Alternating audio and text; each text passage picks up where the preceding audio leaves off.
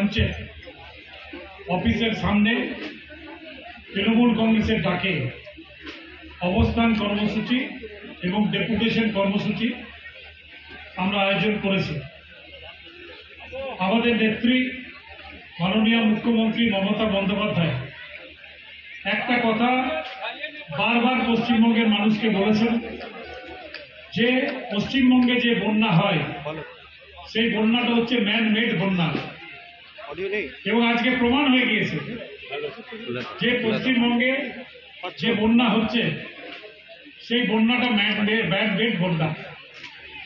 কারণ একাধারে ডিভিসি যেভাবে রাজ্য সরকারকে না জানিয়ে হাজার হাজার কিউসেক জল ছাড়ছেন, তাতে পশ্চিমবঙ্গের দীর্ঘ এলাকা ডুবে যাচ্ছে, চাষের ক্ষতি হচ্ছে, মানুষ মারা যাচ্ছে, নদীর পাড় ভেঙে যাচ্ছে। এবং আমরা গত 7 তারিখে মাইথন ডিভিসি অফিসের সামনে ঠিক একইভাবে এই কর্মসূচি আমরা নিয়েছিলাম। সেদিনও হাজার হাজার তৃণমূল কংগ্রেসের কর্মী সমর্থক এবং স্থানীয় মানুষ সেদিন কিন্তু সেখানে উপস্থিত ছিলেন। আজকেও হাজার হাজার তৃণমূল কংগ্রেস কর্মীর সাথে কিন্তু স্থানীয় মানুষজন এখানে এসছেন। কারণ ডিভিসি যেভাবে রাজ্য সরকারকে না জানিয়ে জল ছাড়ছে, তাতে রাজ্যের মানুষের যে ক্ষতি হচ্ছে এর প্রতিকার কিন্তু আজ পর্যন্ত রাজ্যের মানুষ পাচ্ছে না। এবং গত 7 তারিখে আমরা যখন ডেপুটেশন দিয়েছি, ওই দিনেই ডিভিসি নাকি 60,000 কিউসেক জল ছেড়েছিল এবং খানাকুলের 5টি গ্রাম জলের তলাতে তলিয়ে গিয়েছিল। আজকে আমরা যখন ডেপুটেশন দিতে গিয়েছি, ডিভিসি কর্তৃপক্ষের বক্তব্য যে আজকে মাত্র 4,000 কিউসেক জল ছেড়েছি।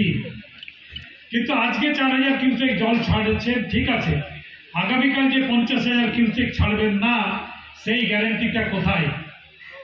আমাদের দাবি যে আপনারা জল ছাড়লে আইন মোতাবেক রাজ্য সরকারকে অ্যাডভান্স নোটিশ দিতে হবে, জানাতে হবে, যাতে রাজ্য সরকার যে নদীর ক্যাচমেন্ট এরিয়া সেই এরিয়াতে যারা বসবাস করেন তাদেরকে সেফ জোনে তাদেরকে শিফট করে দিতে করে দেয়। কিন্তু এখানে আসার পরে আমি স্থানীয় মানুষদের কাছে শুনলাম ডিভিসি একটা প্ল্যান করেছে যে এখানে জলের উপরে সোলার পাওয়ার প্রজেক্ট করছে। এখানে প্রচুর আদিবাসী গ্রাম আছে, এই আদিবাসীদের লাইভলিহুড হচ্ছে এখানকার মাছ ধরে খাওয়া বা বিক্রি করা, তাদের সংসার পালন।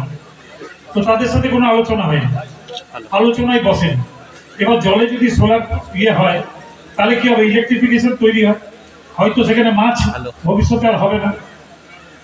তো এটা তো আলোচনা দরকার, কিন্তু ডিভিসি কোনো আলোচনা করে না এবং নিজের ইচ্ছে মতো কাজ করে, যার জন্য ডিভিসি যে কাজগুলো করছে মানুষের বিপদ ডেকে আছে।